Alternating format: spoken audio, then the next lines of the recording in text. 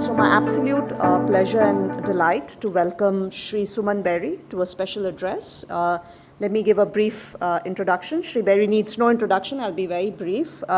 Shri Bery is currently Vice Chairperson, NITI Ayog. Prior to this, Shri Bery was a Global Fellow in the Asia Program of the Woodrow Wilson International Center in Washington, D.C., and a non-resident fellow at Bruegel, a very prominent economic policy research institution based in Brussels.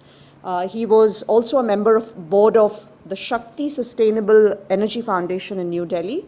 From early 2012 till mid-2016, Mr. Bery was the Royal Dutch Shell's global chief economist based in The Hague.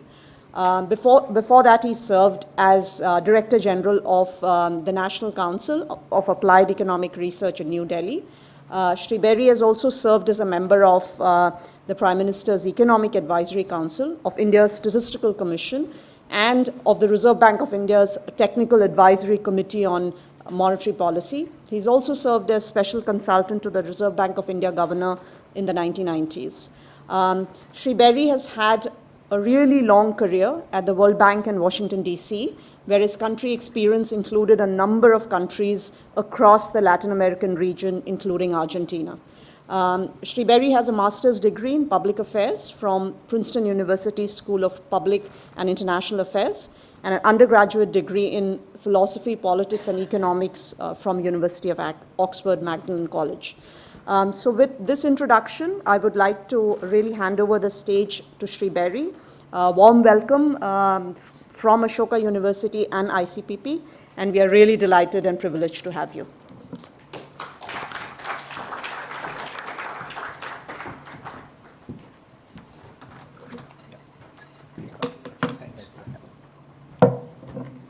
Thanks, Prachi, and congratulations. This is the first of these conferences, am I right? Yeah, okay. Well, congratulations on mounting this conference, and also, on the generosity of your benefactors in creating this Center on Public Policy Research. As you would have gathered if you'd paid any attention to the introduction, I don't consider myself a researcher. I'm really a think tank wala, and in that sense, the fact that the NITI Ayog is sometimes called the government's think tank means that that may have been a reason for them to have appointed me to this position. I've been 3 years in the role, and the 3 years have passed quite quickly. Now, this is not research-based, and it's not particularly official. What was that old Pepsi campaign? Nothing official about it. Or was it Coke? I can't recall. But I wanted, because this is a community of policy researchers, just to, as it were, put down a set of thoughts about how I'm thinking of growth and growth accelerations at the moment, and to get ideas and also perhaps stimulate research at Ashoka and at the other think tanks present in the room. I see Shubhashish is here. On what is it that we know and can do something about to sustain growth and to accelerate growth. Now, I will start with, the long-term framework, and I do that both because it was shortly after I arrived at NITI in 2022 that Honorable Prime Minister from the Red Fort placed this vision of a Viksit Bharat in 2047, and this was, to some extent, aligned with my experience at Shell, because those of you who follow the corporate world would know that Shell, since the 1970s, has been skeptical of, as it were, straight line projections for the long term, has believed in scenario techniques, But the challenge that therefore faced the nation and faces NITI to some extent is, so how does one think about a 25-year horizon?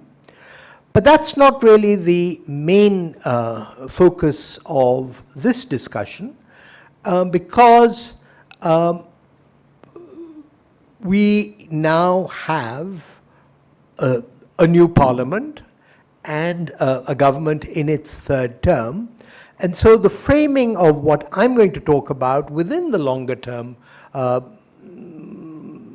vision of Viksit Bharat is, okay, what is it that we might, in principle and perhaps based in the particular context of the world today, how might we think about a possible growth acceleration? And this will therefore inevitably involve drawing a distinction between, as it were, measured growth, which is largely determined on the demand side or by demand fluctuations, and potential growth, which is really what I think we need to be thinking about if we have this marathon of becoming an advanced economy by 2047. So that's the space in which my, as it were, ruminations are going to be about. Now, where do I point this anyway? Ah, good. Okay, so this is perhaps motherhood and apple pie, but I do think there are a couple of points that are worth making. And this is partly what the Prime Minister said in 2022, partly, in a sense, what I've picked up by being his, I wouldn't call him whisperer, but his shadower. So what is clearly very important is that what interests the Prime Minister, for reasons we can get into, is that we should aim to be a developed society, a modern society, by 2047. And so a high-income economy is a means to an end. It's not an end to itself. And so why this is a goal? I mean, it may seem self-evident, but let me remind you that actually sustained rapid growth has not necessarily been a political project of India. I think we've been much more concerned about distribution than growth. And I think that as it were, framing the growth agenda as a way station to a more greater dignity in people's lives, I think that's certainly worth paying attention to. And then the question arises, and I'm talking about 2022, but it could apply just as much to 2025. Why now? And I think this is going to be quite sort of central to not the thesis, but the exploration in my talk, which is to say that could it well be that the turmoil in the world at the moment actually makes this creates a set of opportunities for India. And so the structural dimension is, of course, the demographic dividend, technology, which is double-edged, and also geopolitical churn that's going on. So that's the larger context in which we want to engage in this marathon. Now, some of this, quite a bit of the framing in what I have to say comes from two World Bank documents. One is a recent country economic memorandum from which this graphic is taken. The second is that there was in their Global Economic Prospects document in January, a discussion of investment accelerations and both how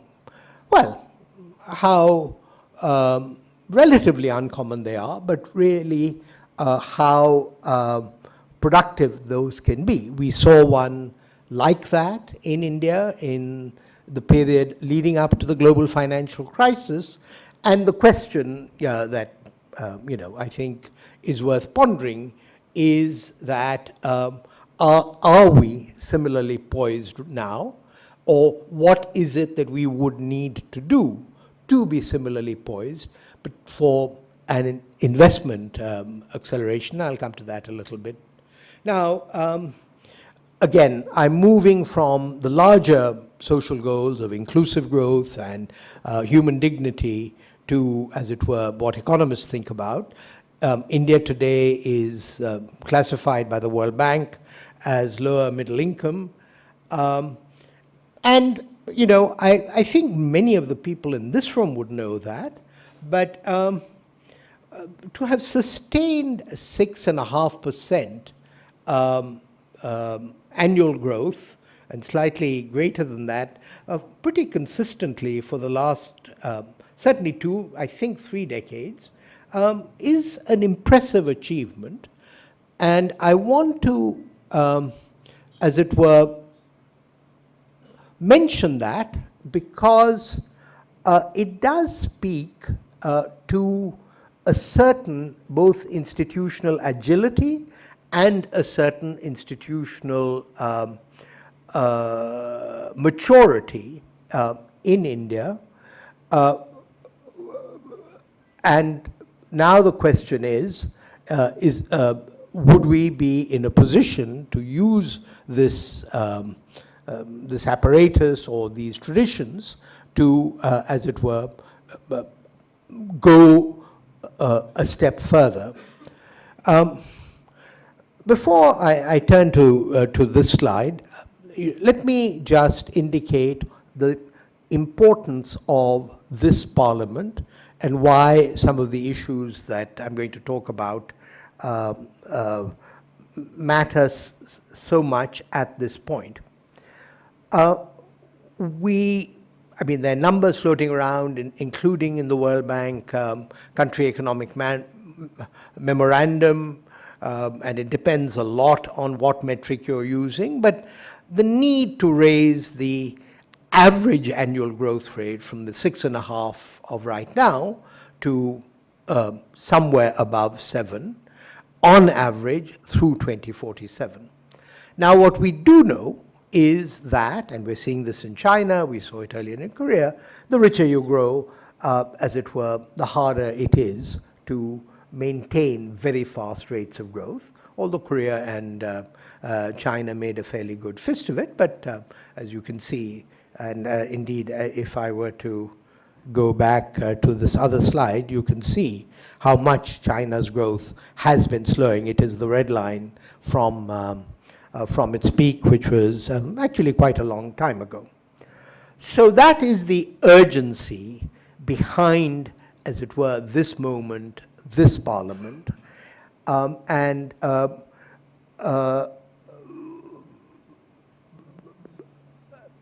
From that point of view, as it were, laying the foundations for faster potential growth, there's no time to lose. Okay, now I've come on the tail end of a session on employment, and we know that faster growth is needed both to generate more jobs, but also those need to be better jobs, which is to say that productivity, labor productivity has to be rising. In most of what I'm going to talk about, I will be talking about labor productivity rather than total factor productivity. But this, which is due to the Chief Economic Advisor, essentially has 2 elements in it: the natural increase in the labor force and also the shift of labor out of agriculture into non-farm jobs. And the rough figure that I think many of you know was that India would need to create roughly 8 million jobs. But again, an audience like this would know that the devil is that there's a lot hidden in there. Does one mean formal jobs? Does one mean livelihoods? There's the gender dimension as well.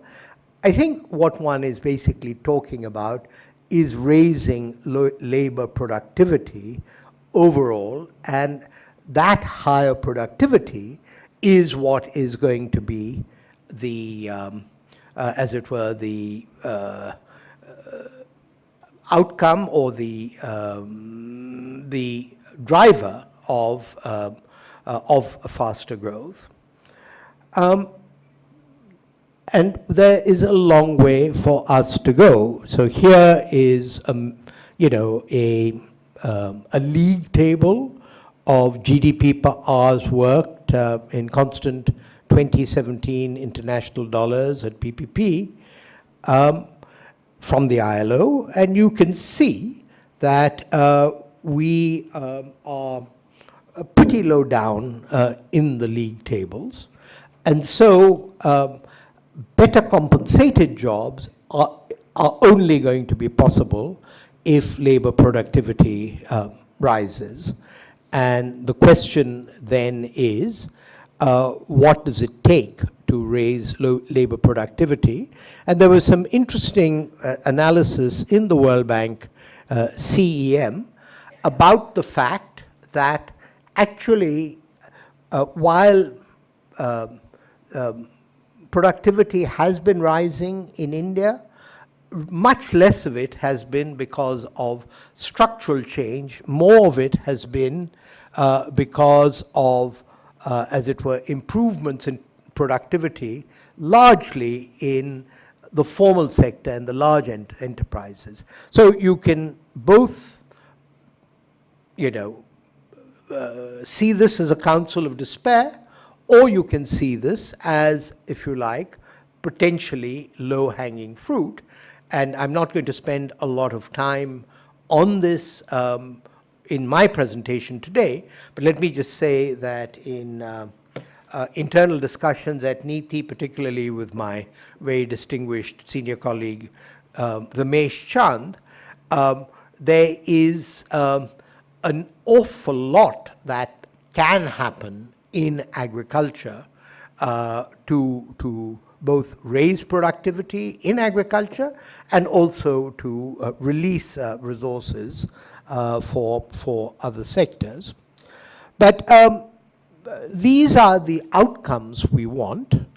And I say here, no silver bullet. So the question then becomes, where does reform fit into this agenda? And I think I've got the, yeah. So the role of the budget and NITI is, in a sense, to turn this conceptual framework into annual action, into actual actions. But I would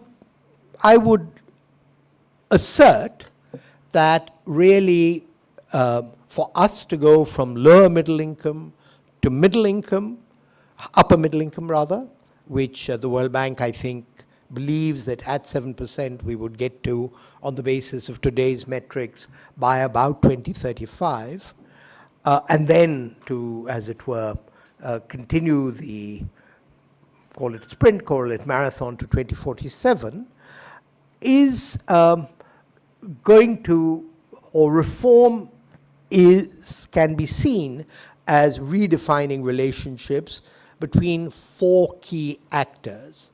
The first between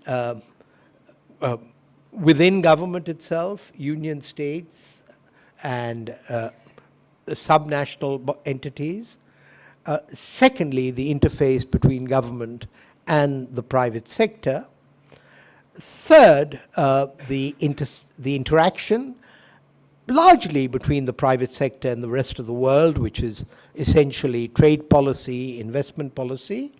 But then finally, and very importantly, the relationship between government and the citizen. And you would have heard the Honorable Prime Minister, and this is more part of his, if you like, final agenda, but it is also part of his idea that there are huge reservoirs of entrepreneurship and risk-taking that are waiting to be unleashed, which do involve a very different relationship between the government and the citizen. And I think that this is partly captured by the focus on deregulation. I think Krishnan has already spoken here on that, but it's much more than deregulation. It really is, as it were, making the citizen feel that he or she is empowered in her interactions with with government, rather than disempowered, which unfortunately is all too often what tends to be the case. Goodness, I'm almost 2/3 of the way through. You know, we can get down to policies, etc., but I think keeping this larger framework in mind, I at least find helpful to have something of a roadmap of how to prioritize and why we are, you know, doing what we're doing. Okay, now to turn to slightly more bread and butter dimensions. I can't actually see what I have here, so okay. So we now come to, as it were, the role of investment in stimulating a growth acceleration. Now, all of you know that while on the one hand, India has, by international standards, had a reasonably high rate of, I should really call it, gross fixed capital formation, it is unbalanced at the moment in that the private sector is still sitting on its palms, and so the government sector has been in the lead, but of course the ratio is very tilted. I mean, ultimately, investment boom is going to have to happen in the private sector, and therefore what we need to ponder is what is it that might stimulate an interest in additional investment by the private sector, both domestic private sector and, quite importantly, FDI as well. We had an interesting workshop at IGIDR last December, and there was quite a bit of thought given to the role of the financial system or regulation of the financial system, financial innovation in stimulating investment-led growth. I'm afraid today, the headlines today are not terribly encouraging because they show actually a bit of a slowdown in credit expansion by the banking system. But you know, I think overall, what we need to be thinking about on the supply side is, so, you know, what is it that it would take to move from gross fixed capital formation in the low 30s to where we were right before the global financial crisis, which was almost 4% higher than we are today.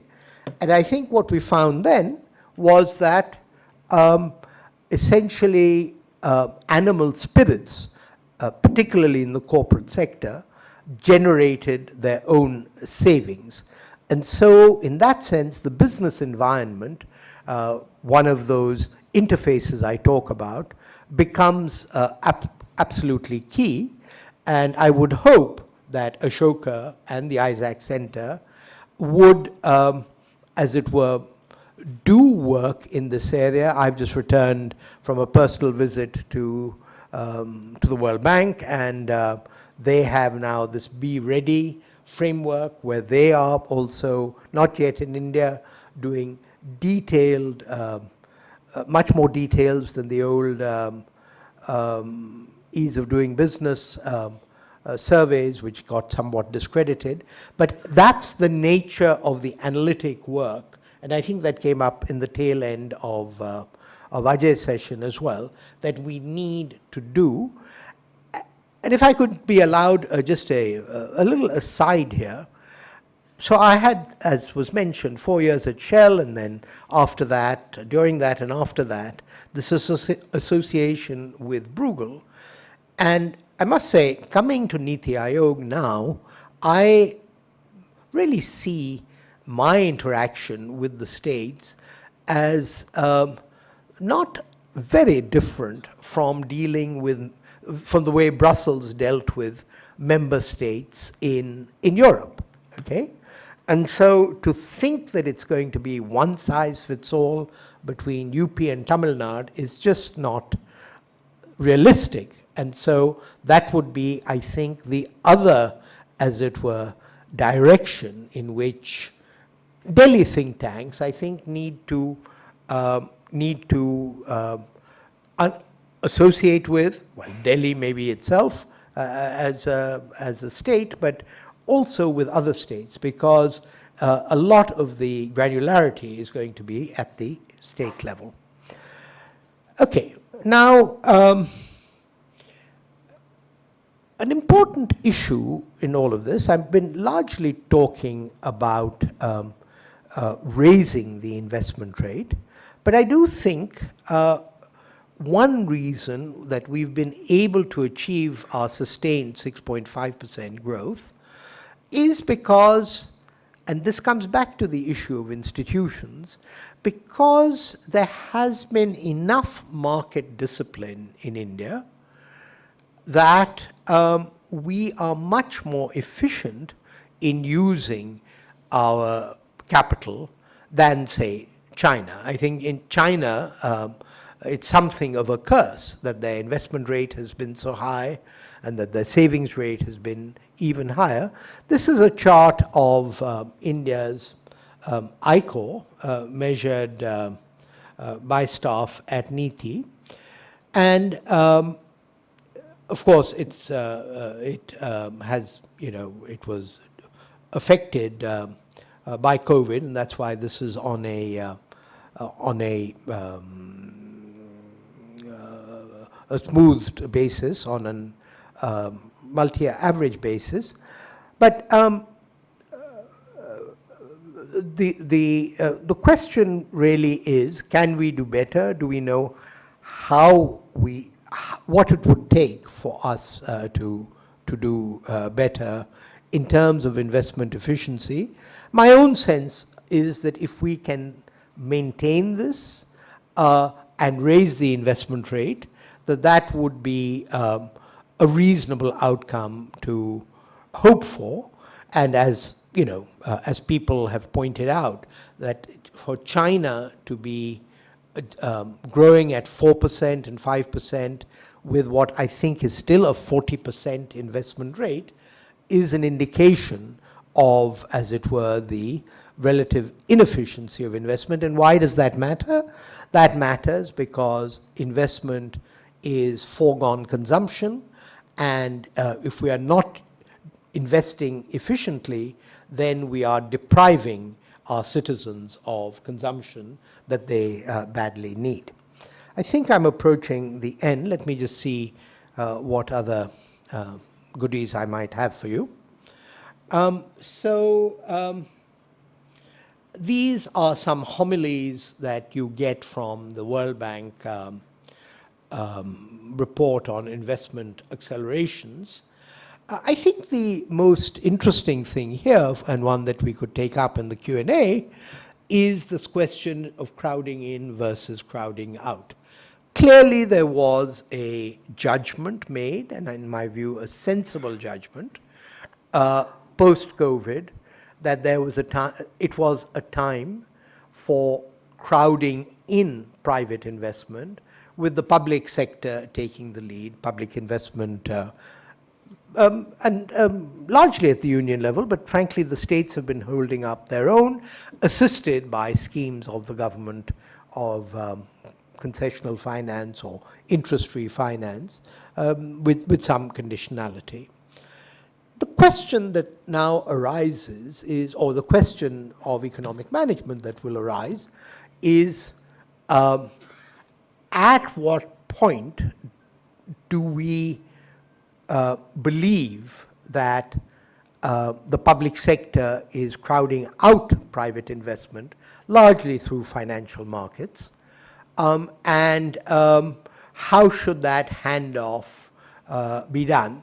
I think one very important way in which signals are being sent is by the adherence in the budget to this long-term debt-driven fiscal adjustment. But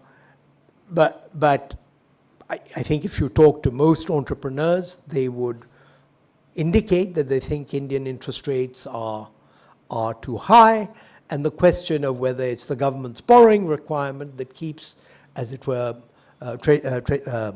long-term interest rates high is, I think, an analytic issue to be pursued. I will just end with, so what does all of this mean for the,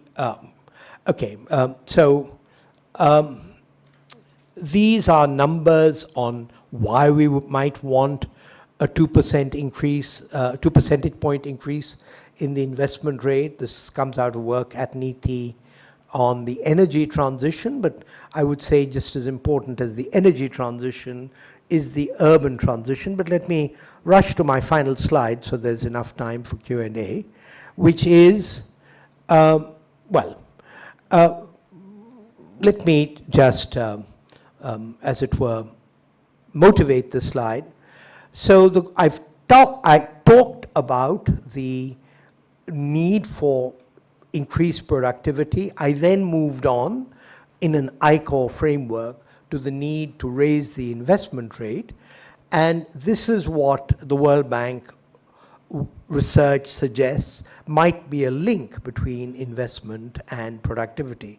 Remember, I said that rising productivity would be one way to raise the growth rate. Rising investment would be another way to raise the growth rate, assuming the efficiency of investment was maintained. And this just indicates that there are, as it were, cross-linkages between these two drivers. You'll notice that I have not in this presentation talked about inclusive growth, nor about growth drivers in the conventional sense, sectoral growth drivers or leading growth drivers like, manufacturing or, particular industries, our software industry. I'm not saying that those aren't important, but the framing of this presentation was much more at the level of, as it were, the deep structure of what we need to be looking for if we are to have a growth, an acceleration in potential growth in the life of this Parliament. And we can talk about the policies for that. Let me finally talk, because I know that that the Isaac Center has a particular focus on the macro framework.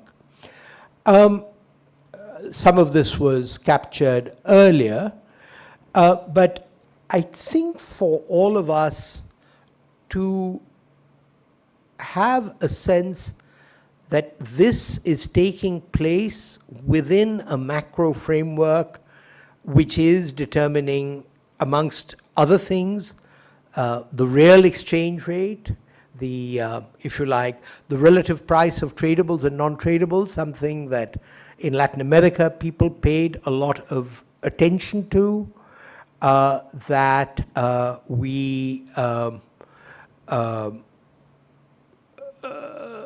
I've already talked about, as it were, the preemption of public savings. But I think, let me finally make the point about demand pressure. I've been talking largely on the supply side, because that's what's relevant for 5 years and 25 years. But I do think it's important for us also to note how much, as it were, innovation, labor market reallocation takes place in a high demand pressure environment. And so the question of what kind of macro risks India is in a position to take, whether whether our stock of reserves gives us an opportunity to undertake countercyclical policies if the world does enter into a recession. All of these issues start to become important if you are the third largest economy in the world, which is what we think we're going to be.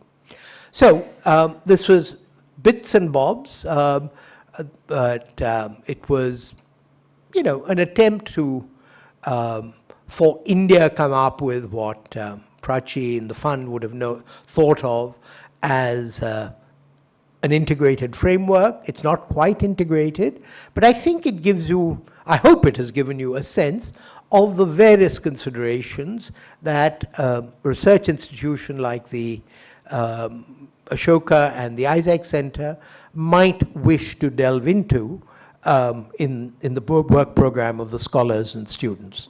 So at that point, I hand you back to Prachi. Do you mind if I sit?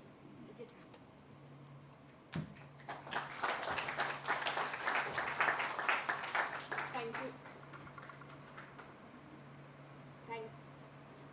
Can you hear me? It's the mic on.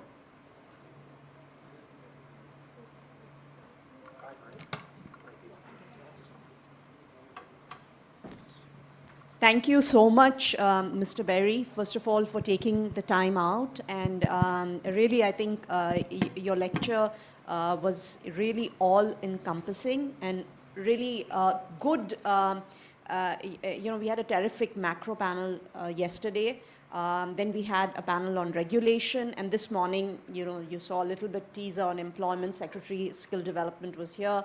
I think your talk really tied through and, gave us a broad view, tying all the, all the elements we've heard in different parts of the conference. So we'll open it to discussion, but I may take the chair's prerogative to ask you one question, and especially given your eminent position at NITI. So, Mr. Bery, if you think about it, not to mention EACPM. And the Economic Advisory Council to the Prime Minister as well. So I think if you, I think the reason I mentioned NITI is because of the question I'm just going to pose to you. Probably it relates to EACPM, but perhaps more to NITI. Our forefathers had envisioned a really, balanced development for the country. However, if you look at the data, despite erstwhile Planning Commission, 15 Finance Commissions, we had the 16th Finance Commission Chairman yesterday with us, divergence across states in India, if anything, has increased. And you referred to it, briefly during your presentation that, if you look at, my home state of Bihar, the per capita income is about $700. But not only that, the divergence has increased over time. And Bihar, by the way, is is sub-Saharan Africa, but it's not average of sub-Saharan Africa. It's actually comparable not to Botswana and Sierra Leone. It's comparable to Liberia, which is, really a history of civil wars. So I think in your position at NITI, and probably, perhaps we got a lot of food for thought for a work program from your lecture itself. But in particular, relating to this divergence across states. And by the way, for Bihar, I should mention, if you exclude Patna and Begusarai, we are actually, I don't know, much, much worse than Liberia. So how do you see, I think, this, how are we addressing this issue, more concretely? And how at Ashoka and at ICPP, how can we contribute towards, this goal? Well, I talked about the analogy with Europe, and Europe is much more affluent than India, and they have had a lot of experience with space-based policies or sort of equalization policies. And I suppose one could say there's been some success. Let me, in the interest of giving others time, let me not be too ruminative on this. So the first point is, economists in general have been skeptical of space-based policies, or other than, as it were, involving jurisdictions in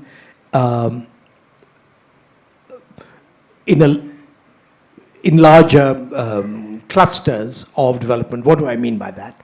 It's clear, and this is also referred to in the World Bank CM, that Eastern Europe benefited hugely from becoming a part of the European Union after the collapse of the Berlin Wall. And so Poland, Romania, etc., these are countries that have actually become high-income countries within the time span that we want.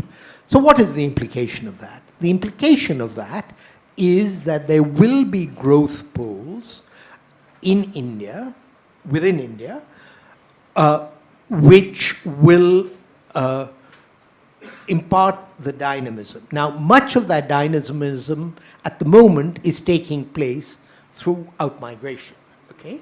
So I don't know whether we have numbers that distinguish between what at the World Bank we would call GDP and GNI for Bihar.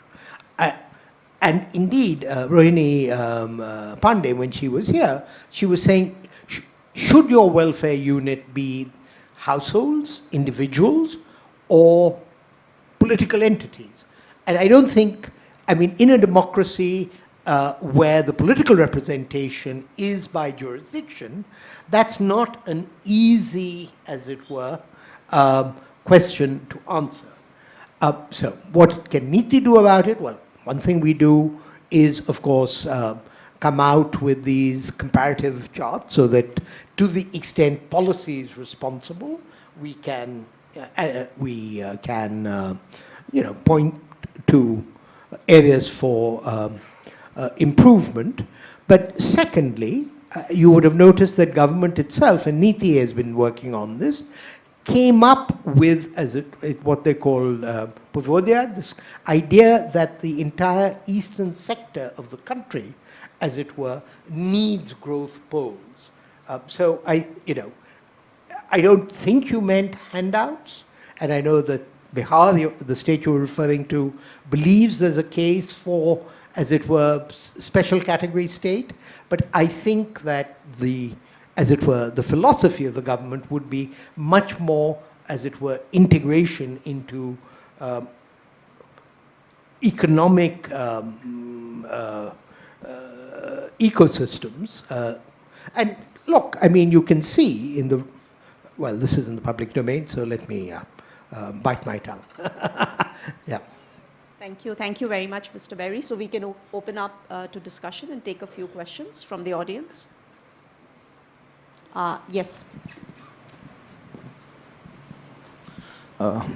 I'm Yash. I work for an NGO called Indus Action.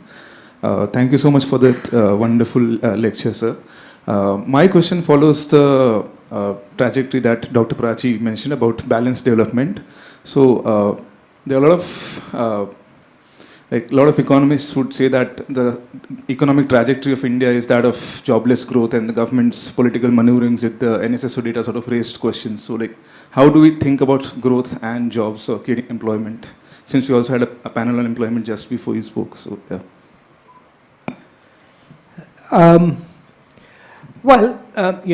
You either choose to trust PLFS data or you don't. And it wouldn't surprise you that in NITI Ayog, I'm inclined to trust PLFS data. And PLFS data do not support the narrative of jobless growth. And I think that the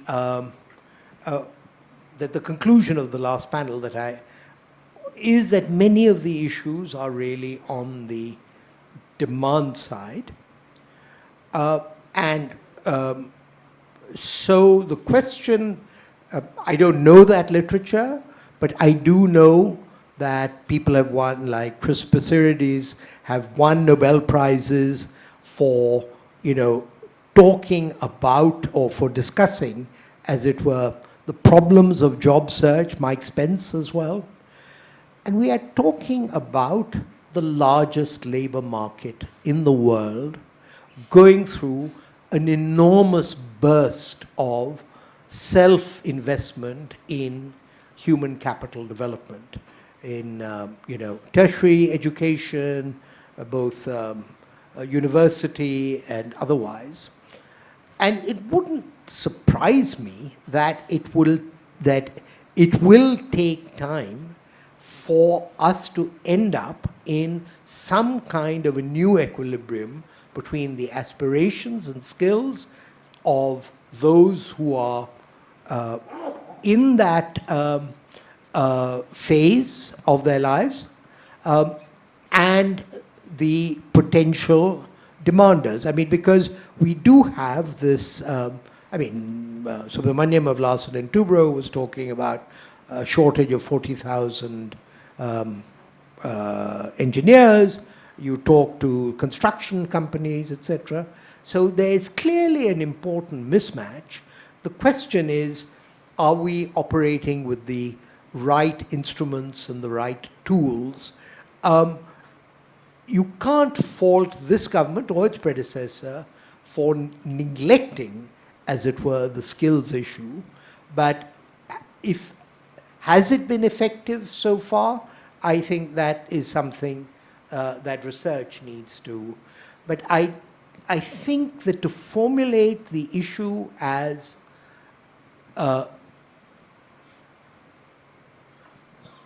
a growth pattern which is not generating employment opportunities is not the right way to think of it. It's not generating employment opportunities at a productivity level that meets the aspirations of people who've invested in themselves. And that then leads to distortions like the excess demand for government jobs. So it's a labor market issue, I think, which doesn't mean it's easier to solve, but I don't see it as an indictment of the growth pattern. We're already running out of time, so we can take one last question, probably the lady.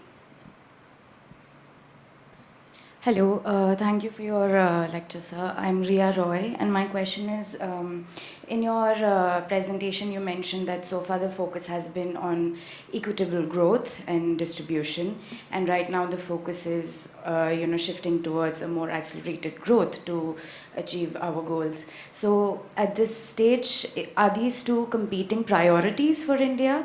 And as we move towards pursuing accelerated growth, how do we avoid becoming a more unequal and unequal society?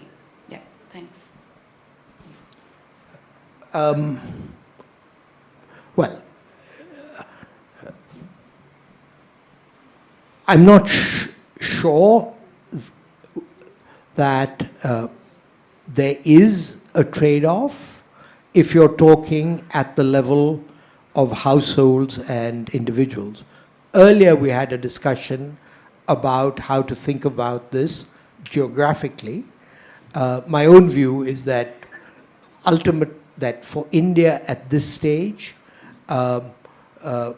reductions in poverty of the kind that the World Bank has said we've been fairly successful at are at least as important as a concern for inequality. I'm not minimizing the, as it were, the political and to some extent the market distorting impact of inequality, but I do think that securing growth for all kinds of reasons, including strategic reasons, is a priority, and I would be quite unabashed about asserting that.